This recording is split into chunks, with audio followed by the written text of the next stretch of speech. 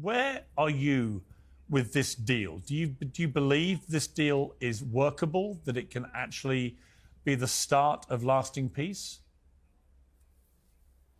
Well, of course, I welcome an end to the unrelenting slaughter and bloodletting for the past 2 years. There's been hundreds of October 7ths that have happened in Gaza. Of course, I welcome the cessation of massacres. The bare minimum demand for the last 2 years has been a ceasefire. So, of course, I welcome that. I think it's a big gamble by Hamas. I mean, this entire negotiations is basically putting Palestinians the barrel of a gun to their head and saying, subject, surrender, or die.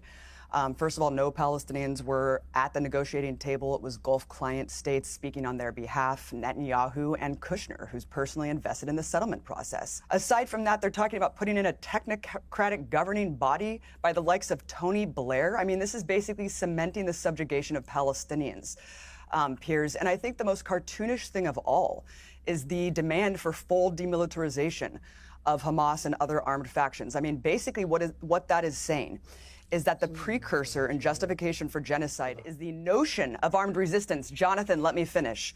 The notion of armed resistance, which is a legally enshrined right in international law. That is not a justification or precursor for genocide. In what reality are we living in that the victims of a genocide are being asked to make concessions to the people committing genocide against them? If you do not agree at this point, 2 years in, that the state that needs to be demilitarized and de-radicalized, frankly, is not the state committing genocide, then you're part of the problem. I hope that Hamas will be true to their words for once. I hope that they will return the hostages, those that they murdered and those that are still in captivity more than 2 years, suffering, starving, abused and everything. And I hope that they will be returned to their families. And then we can start looking at the withdrawal of Israeli forces, stopping military operations, and perhaps building a different Gaza. I wasn't laughing at that. No, Look, of course, I want all hostages, both Palestinian and Israeli hostages, to be released. I wasn't laughing at that. I was laughing at the audacity of Jonathan to just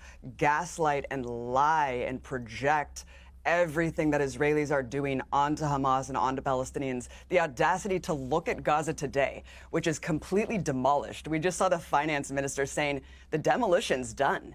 Now the real estate bonanza begins. Netanyahu has said, bragging over and over again, we're not going to withdraw. You think we're going to withdraw? It's a joke, Jonathan. The world knows you are lying.